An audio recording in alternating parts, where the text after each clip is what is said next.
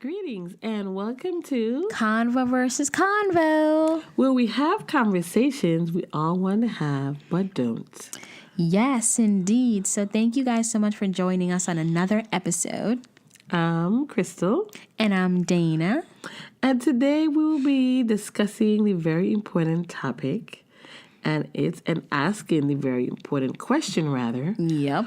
Why parents should educate their child about inappropriate behavior by a stranger or relative. And this is super important because as a fellow young adult, I'm fortunate, thank God, that I never had that experience. Of course, my mom would never allow it. And neither would I, because I'm the child where if I sense anything, I'm instantly going to tell that person that this is really, really, really getting weird. Mm-hmm. And, I'm not the type of child to really sit quiet on something like that. But it's sad to know that other children suffer with that silence because, their parents and they don't have that environment to feel comfortable to say, hey, mom, hey, dad, so-and-so or my uncle or this best friend that I knew for so long did this to me. But I think, even though you weren't the child to just shut up. Yeah. If I could just say that right out. Still, when a child is very young, they need their parent to protect them. Even when you were much younger, you're a girl. Yeah. So you needed me or someone to protect you. Yeah. And I was really blessed to, to be there, Yeah. And I actually made it a priority. Oh, yeah. Even though I worked as a nurse for so long, I made it so that I was there. Yeah. When I worked every shift you could think of, but I was still there. Yes, you were. And I also made it to the schools. I made it to find out what exactly was happening. Even at church, I was looking at the different, the deacons. I was on the watch. So, even though you may not have been that child to just sit still, it is up to the parent or the guardian, whether it's the grandmother or the foster parent or whomever is in charge of this person's life. They are their protector.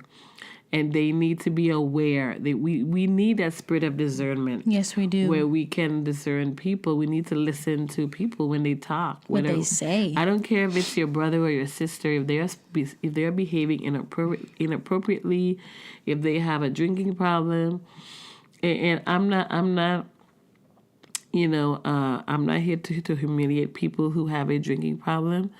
But usually when people do, they're not in their right mind. They things and say things that they just shouldn't say and do. And then they act on it. Right.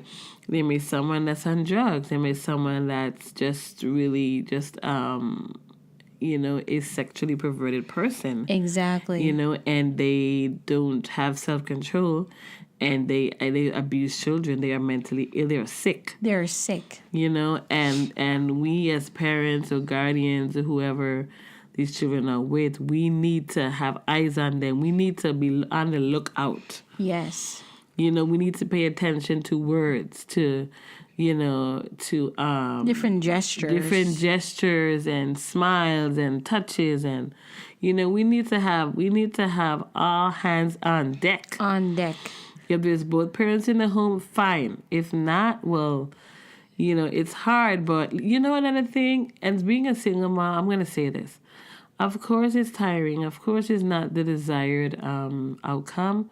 But I think as single parents, we need to finally accept a lot because it's actually a result of a decision that we made that obviously wasn't a good one. No. So that's the price that we have to pay. You have to raise children by yourself, unfortunately.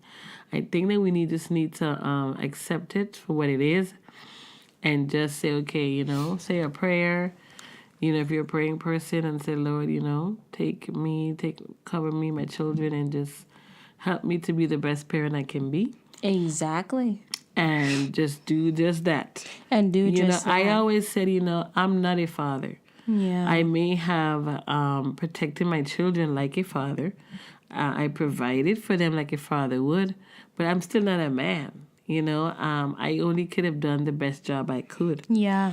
I did seek out male role models, but most of them weren't any good. So I just did the best job I could. And I always told you guys that I'm not your only teacher. Exactly. But a lot of the times, because I even had, an incident as a grown woman with a relative, but I noticed, his advances. I noticed it wasn't right.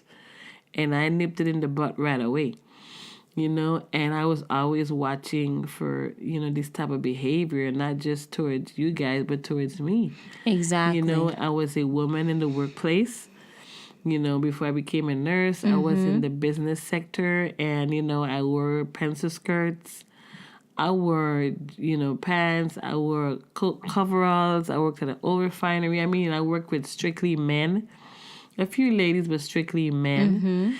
And I think it's just overall how a person carries themselves. It is. With dignity and honor and respect. And, you just have to have zero tolerance for certain speech and advances. And, I was always this person, though. I was fired before and once upon a time. And I'm not ashamed to say, because it was, because I had to be there for my child. And my boss didn't understand. And I'm like, okay, well, I know where my priorities lie. And I was happy. I was relieved. I felt better. And I was where I was supposed to be. But, I think as parents, we have to really decide what's really important. Exactly. Or even as a person in the business world, a lot of us, we want to take care of our families. So we need to get this job or this position. But I say, at what cost? And it's only one of you. And I just think that we need to make better decisions, even in the business world. We need to have patience. We need to have patience. We need to put in the work, but just have patience, and we will get to where we want to get. Exactly. And we need to be better stewards with what we have at the time. There's always a contract on the table. There's always a cautionary tale going forward. We need to pay attention to those. Exactly. And also, the most important thing is to never put your wants and your eagerness out there. Right. Because once that predator or once that person sees that, they're going to prey on you and they're going to say, well, I know that you want this, but you have to do this in order to obtain that.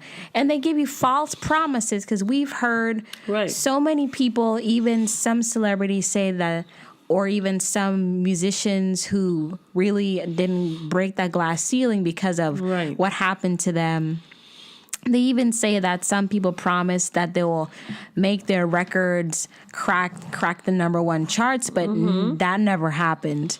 So the worst thing is that you put your eagerness and it's sad to say this, but that's the worst thing, and your love for what you do, because then you actually stand a chance to get preyed upon, and that's actually sad, because as a young person, you really you actually feel like your whole life is lit. You feel happy, and Snapchat, Instagram, that's like our life. But there's nothing wrong with wanting to do great things. Exactly. It's just a matter, nobody asked for someone to abuse them. Exactly. And again, that's where the parents come in, or the guardians, or the chaperone, or mentor, or agent. You need someone to look out for you. Who's because responsible? A lot of the times, a parent would trust an agent. Exactly. Or a mentor with their child that's in the business, to watch over them. But, that person is in the business. Exactly. And they're there to make money as well. And oftentimes, and that's where, again, the parent should discern this person. Yeah. But I just feel that the parent, to me, when a child is very young, the parent needs to be the manager. The parent needs to be the agent, everything. Yeah. The parent needs to be there at every meeting. And speaking about that, we, my mom and my sister and I, we actually watched this movie on Lifetime called The Tale of Two Coreys. Oh, wow, yes. And it's about Corey Haim and Corey Feldman. And I honestly love The Lost Boys. They were in it. Yeah, because I And the actually Goonies. and the Corey Goonies, Plummer was in that. and yeah, He was in and Freddy. He was in one of the oh Jason. the Friday the 13th, and he was in Stand By Me, I believe. Yeah. Yeah. And listen, I applauded him. I applaud him. Yeah, I mean, he's doing a very brave thing. that's bravery. And and what I applaud most is that how he kept his friends spirit and memory alive, and how he honored him by telling the truth and giving him a voice, and also freeing himself, and I'm glad that he had this moment even before he leaves this earth, because they were abused. They were abused, taken advantage of. Yeah, and I'm just so happy that they are over the worst. Mm-hmm. And his willingness to tell the truth, even how this climate is, I applaud him. And the movie, I believe, was very, because he was a producer on the movie. It seemed very true to what happened. It was true to what happened. Also it also showed, the boys, how they grew up and how they had a lot of things in common. Yeah. But what I really genuinely appreciated is that it really gave those who were fans of Corey Haim closure that, hey, even though he died at a very, young age for a man, he was that 38. he was happy in the end. And I take closure in that. But the sad thing is that it's still happening. Yes, it's still happening, but I think that now there's more people are speaking up. I think people are on the alert. They are. They are more on the alert. But the sad thing is that sometimes the same people who are speaking out now, they knew, but they just didn't say anything. And that's the tragedy. And I mean, wow. It is. I really sincerely hope that every person that knows something about any situation, any form of abuse, whether it's abuse of power, sexual abuse, whatever, I pray that they come forward. Say something. Say something. If something is going on now, stop it. Stop it. Because you're almost like an accessory to that crime, and you're going to have that person's conscience on your hands. And if they have passed away, the blood on your hands. Yeah. And that's how I see it. That's how that's how it is. Because you're not saying anything. You're not. You're not, because Corey Feldman, he could have took his life long time ago, because being assaulted at a young age, that really penetrates one's self-esteem and their person. It really makes them feel like they're worthless. So I'm so grateful that he's alive and well, and that he's really talking to his son about the same topics that we're talking about now. Yes, I'm very happy that he is telling his son, about what's appropriate and what's not. And that brings us back to our question, why parents should do this. Exactly. I don't care if it's a relative, And another thing, a lot of kids have step-parents. Oh, yeah. And step-parent. If you get a good step-parent, you are blessed. You are blessed. But on that note, there are some very good step-parents. They are. But I just think that you have to be careful when it's not your child.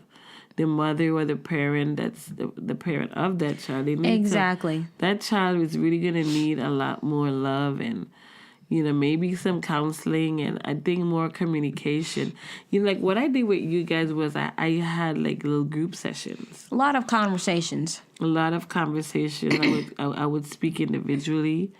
I would have individual one-on-ones or in a group, because it's very important to be in a group setting. Because you get to know how your siblings feel about you. They get to know how you feel about them. Yeah. And you get to know, everyone gets to put it all out there. Yeah, they do. And we get to discuss our worldview in a safe setting. Where you don't feel judged, and you get to, and you may find out some things that you never knew. Yeah. And another thing, it helps you to understand that you're not alone. Most of all. Yeah, so parents, it is very important that you have, as early as possible. Exactly. Your child, if you have to send your child to preschool, kindergarten, you need to let them know, if this teacher or if the janitor or anyone or another student touches you anywhere or says anything mean to you, tell mommy or tell daddy. You need to know. You need to know. And you need to make that time to go down to that school and take care of it. Don't put it off. Yes. Because the day you put it off, that could be the day that your child is violated. And presumably, marked for death, because in their spirit, when you're violated, it's almost like a part of you died. Yeah. It is, and it takes a while for that to be rebuilt. And also, look at the signs. Mm-hmm. If your child is normally bubbly and is a giver and is always, helping others, and if you notice that those characteristics are slowly declining, something is wrong, or something happened. Your child is probably going through, puberty, or your child is just facing a different phase in their lives. But definitely look at the signs and don't ignore them, because the day you ignore them is the day that you notice that your child comes home and it's a completely different person and not the child that you saw growing up. And some of the signs you may notice is that their appetite will change. Their sleeping patterns. They may have more fatigue. They're more paranoid. Or they may not sleep good enough. They may wet the bed. Yeah. They may just be more aggressive. And they may not want hugs. Yeah, they may become very distant. And, also check with their teacher. Maybe they're whatever they're displaying at home, they're doing the same thing at school. Exactly. And vice versa. So warning signs, red flags are always there. And it's the reason why they're red. It's like a stop sign telling you, it's telling us to stop, pay attention. Exactly. Look at this, caution. So warning signs should never be ignored. Never. And parents, we're the first protectors and keepers of our children. And we need to set the tone for everybody else. Set the tone for everybody else. And also be mindful of who your child is around, their friends. Yeah. Bad influences can really bring a child down. That is so true. A lot of the time, you need to know who your child's friends are. Always. Even if your child may say, oh, mom, that's not cool. Say, honey, well, I want the best for you. And your child, once they have a child one day, they'll realize why you did that. Exactly. You need to know their friend's name, first their and parents. last name, address. Yep. Their parents' name, where they live, where they work. I mean, get as much information as possible. Yeah, because our world is changing, and the last thing that you want is to be posting up missing person signs for your kid, and that's not cool. Exactly. And, again, you talked about peer pressure earlier, and then a lot of, especially as a teenager. Oh, yeah. Your child's friend may be into drugs. Oh, and then it's cool to do it. They may be drinking, and your child may be doing it. Yeah. And next thing you know, your child starts to come home late.